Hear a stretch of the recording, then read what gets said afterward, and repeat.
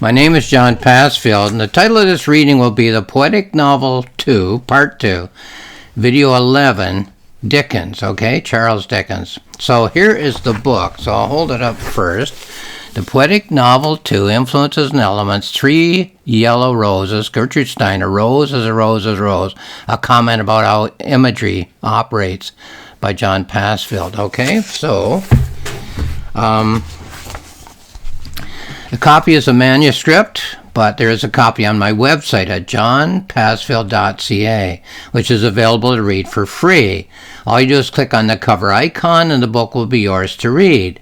The subtitle is Influences and Elements, as the essays in the book are about the writers who have influenced me and the elements that I've developed in my pursuit of a form for the poetic novel of our time. Now, I'm just going to hold up one of my books now so I don't have to fumble around for it as I read John and Dickens, A Christmas Mystery, holding a little closer so you can see a picture of John facing Dickens, who is surrounded by his characters, a novella by John Passfield. So I'll refer to that briefly as I read the essay, and I won't bother holding it up. Dickens has been a lifelong interest for me. Shakespeare gives us his literature, but almost no personal biography, while Dickens, in giving us both, his books and his biography, allows us to speculate as the interaction between the two, between the imagery that an author writes in his book and the life that he himself or herself has led. So I'll read 2 segments of 11 of this essay, since they're long segments. Okay, first of all, a quote by the critic Leavis, Leavis. What populates our inner lives is not the reality of the people around us, it is the imagery of what they mean to us. So inside us there is imagery, inner lives imagery. Another quotation by Leavis, Dickens' stories are an intensified experience of the actual world in which he lives. So actual world intensified. Here's my response to that. I can certainly agree with the idea that this passage stimulates in my mind. Over a number of years, I've developed a theory which is based on my scrutiny of the Hemingway-Fitzgerald relationship. It's simply this. We know people in our everyday lives, some of them superficially, some of them in great detail. Of ourselves, we realize, number one, that we know ourselves in the ways that other people know us, whether it's superficially or in great detail. But we also realize, number 2, that what others know is only a fragment, a shallow surface perhaps, of all that we know ourselves to be. So we know ourselves the way other people know us. We know a lot more about ourselves than they could know. So then looking at other people, the same. Sure, we know them, but there's an awful lot more there than we know. Okay. We have an inner life and an outer life. I'm sure that the balance of inner life and outer life is different for every person on the earth. However, I assume that most people would say that the life they live inside themselves, the life of thought, reflection, speculation, hopes and fears, triumphs and disasters, even of petty triumphs and petty disasters, is a life that is largely, even perhaps completely unknown, even to the people with whom one lives on a daily basis. So it's obvious that other people are equally unknown to us. So how then do we relate to other people? Well, what we do is select from among the details of what we know about them, of what we know about their outer lives, and what little we are either told by them or that we surmise about their inner lives, and we make that the basis of what I would call a mythical version of that person. We create mythical people, mythical versions of the people we think we know. This is what Hemingway did with Fitzgerald. This is what Fitzgerald did with Hemingway. Although each knew the other as an actual person, each created a myth, a writer myth, a successful writer myth, a failed writer myth by which to think. I see the Hemingway-Fitzgerald relationship not as a writer-only phenomenon, but as an extreme example of a very common human mode of thinking, the mythical mode. So we all do this. They did it in an extreme fashion, which is easier to study and understand. And I should add, the process works both ways. Hemingway mythologized both Fitzgerald and himself. Fitzgerald Whoops, lost my place here. Fitzgerald mythologized both Hemingway and himself. So we mythologize others, we mythologize ourselves. Now, a myth is always lesser than actual life. A myth which is created by a writer like Shakespeare is much closer to actual life in its complexity than a myth which is created by a lesser writer. In all cases, though, whether created by a writer or a non-writer, the myth is lesser in complexity than the actuality of life itself. At the same time, the creation of myth is a necessity.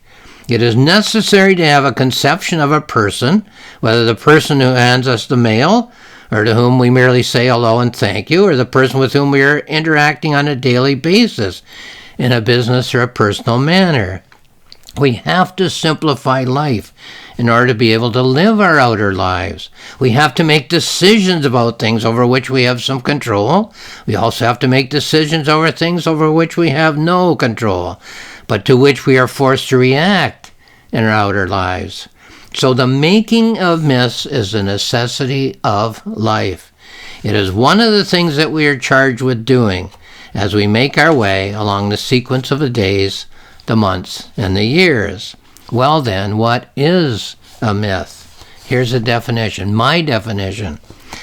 A myth is a controlling idea which determines the selection and placement of an item of information so it can support thematically the other items of information which now become imagery in an idea pattern. So a myth is a controlling idea.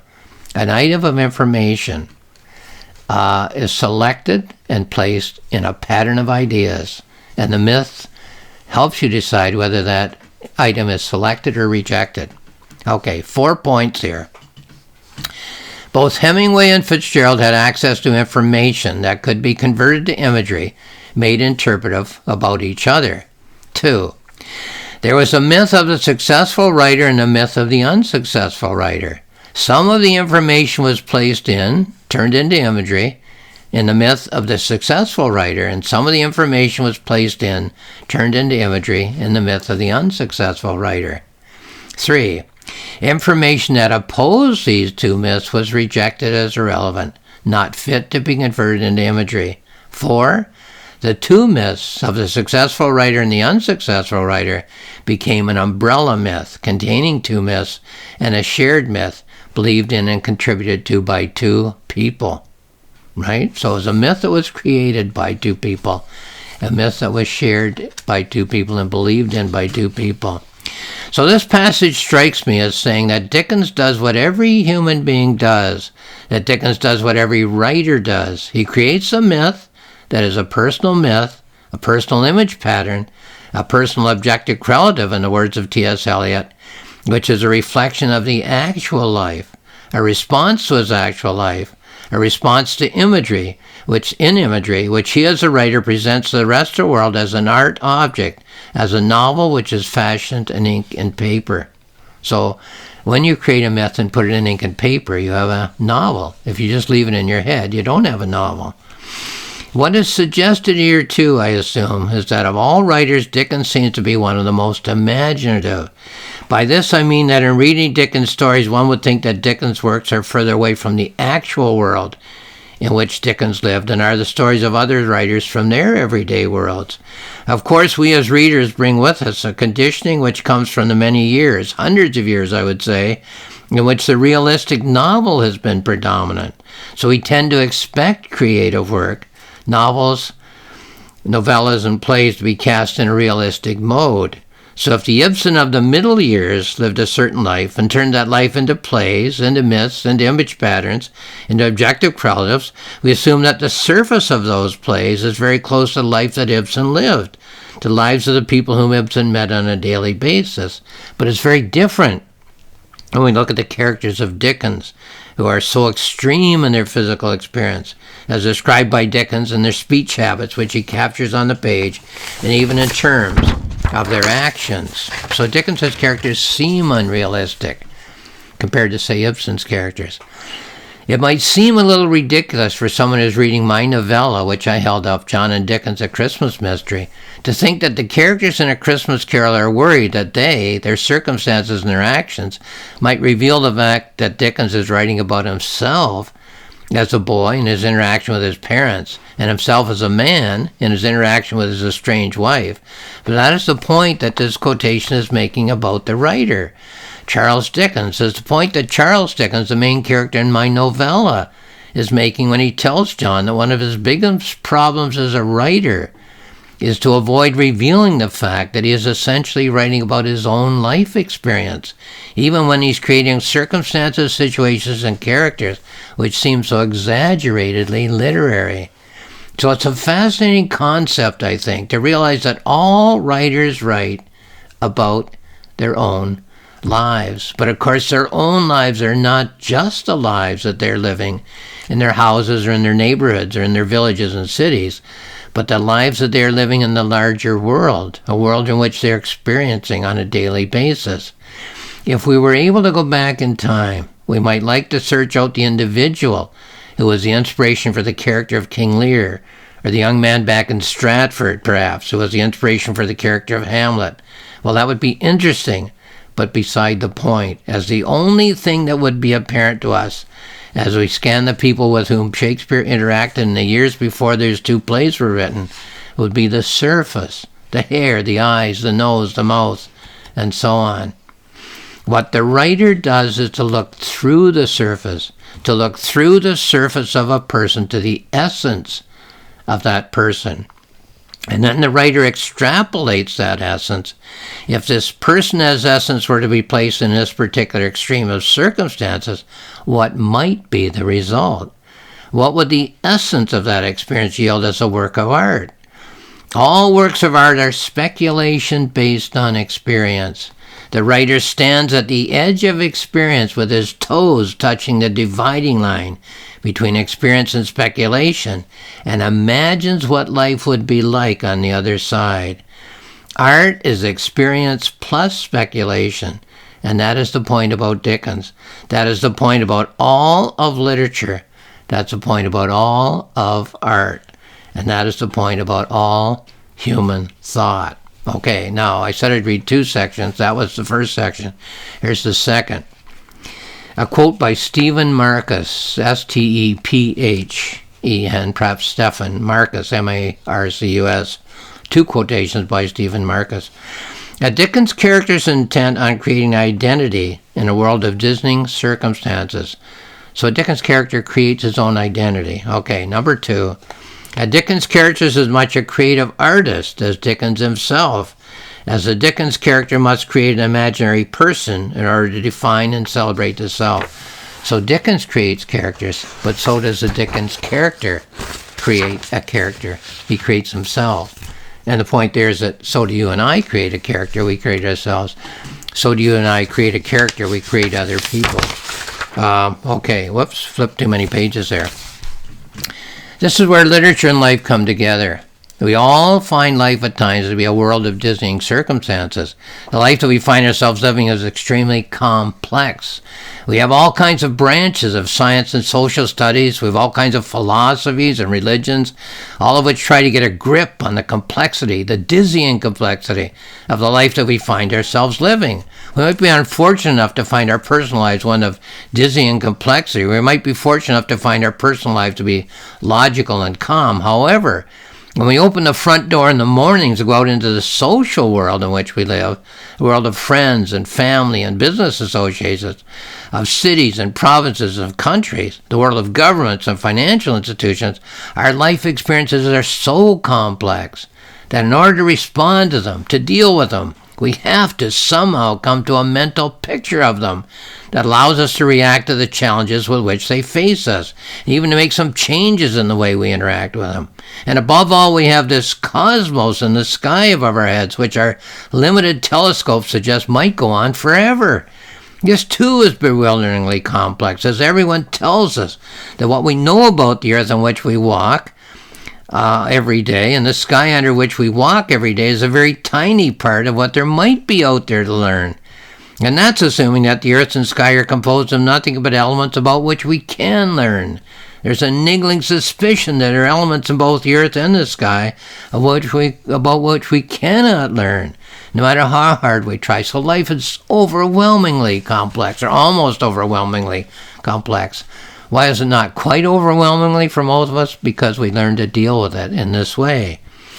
So what we do, of course, is not so much create our own reality, but create our own response myth to whatever might be facing us. I suppose we could say that there are those among we humans who create what they believe to be a reality, who create a belief myth rather than a speculative myth. And this has brought great peace to the minds of our religious people and our philosophers. It has also brought great tragedy to the characters, people, all the plays and the novels, which common consensus tells us are the most in touch with what it is to be a human being, the great tragedies. One could define tragedy, in fact, as a story in which a human being believes until the turning point that a speculative myth is actually a belief myth. Perhaps that's why religious people claim that there can be no religious tragedy. They believe that the two genres do not mix. Life can be tragic, but religion cannot be. So this is the process that I believe is being referred to in the quotation. In all those 19th century novels in which one's relationship with one's immediate society is of paramount importance, the Bildungsroman roman type of novel, the quest, the challenge, the need is for an individual to define himself in terms of the society in which he feels himself living, finds himself living, and to make his peace with that society by fitting into that society in a way which limits whatever damage there might be to his psyche, and which will hopefully lead to peace of mind and material gain. So the 19th century novel, how do I remake myself to fit into society? His role, task, quest is to accept what was once society's speculative myth, but is now its belief myth as his own personal belief myth. So stop being Hamlet and start being Horatio. To create a self-myth which fits comfortably inside the current society myth. For a religious person, the task is to create a self-myth which fits comfortably inside a tribal cosmos myth. Of course, self-myths, along with society myths and cosmos myths, are handed to us whole. That is the role of political and religious leaders. Each leader creates or maintains and nurtures a large group myth and seeks to impose, hopefully with willing participation and acceptance, a self-myth on each of his or her followers, a self-myth which fits snugly within the large group myth. We can perhaps compare the amount of thinking, of inner turmoil it takes to be a Hamlet who questions all myths while creating one of his own, and the amount of thinking, of inner turmoil it takes to be a Horatio who is presumably simply maintaining a self-myth and a society myth which is quite congenial to him. When Hamlet gets upset, Horatio says to her to consider too curiously, to consider it so.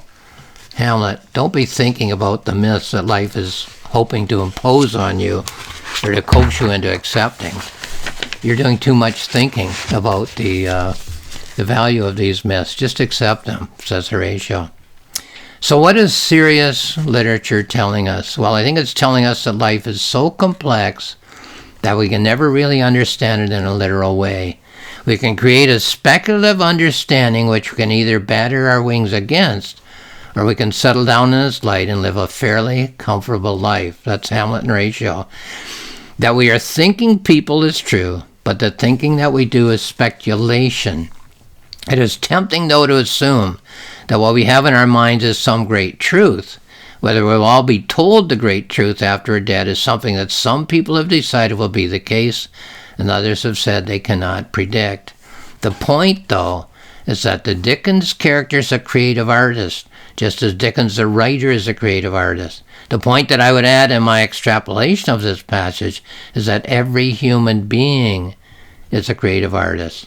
However, when a creative artist creates a character in a book, in a novel or play, no one assumes that the character is real. But when a creative artist creates a self inside the mind, It's possible that the creative artist believes that the created character is real.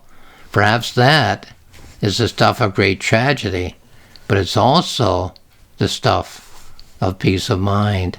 Okay, I am not reading the whole essay, so I'll stop there. The rest of the essay can be found at my website at johnpassville.ca. You just click on the icon of the book and then go to the essay. There's 15 essays, and this is one of them. Now, here's a note that I wrote while I was reading all of this over.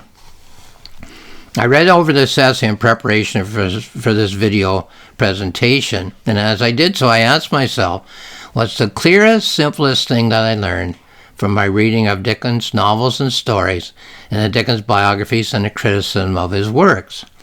One simple thing that I learned was this: most of the people who were in control of the literary world of their own time did not know all that much about literature as an art form. So the people who wish to control the literary world of their time look for objective measurements, objective criteria by which to tell whether a writer is writing serious literature at a high level or not. In Dickens' case, most of the contemporary guardians of literary culture concluded that Dickens was not, for the simple reason that what he was writing was popular. Dickens' characters were so simple and so direct and so obvious that people who could barely read, even people who couldn't read, but used to sit on doorsteps and on stairs and listen to other people read from Dickens, loved Dickens's characters and stories.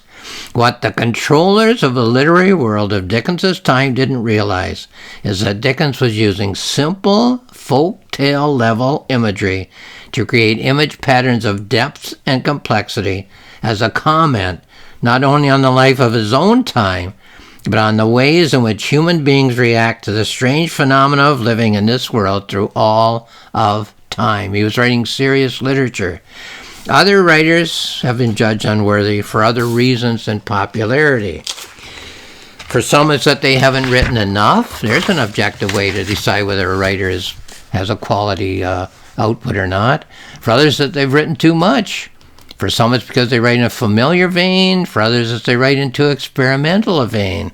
People who cannot read at the depth and complexity that's demanded by a serious work of art will always look for an objective criteria by which to judge what they're reading.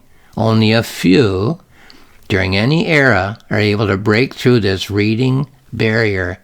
I suppose I could say that the lesson that I've learned from my study of Dickens is that the perception of literary quality takes time. So once again, this is my book, The Poetic Novel 2. It's not available on Amazon. It's not available at my publisher's website. It's available for free by going to my website, johnpassville.ca, clicking on the cover icon, and there it is. It's a book that you can read for free. It's not for everyone. This is literary theory and literary practice. But if you're interested, have a look. Lastly, I'll just say thank you for watching this video.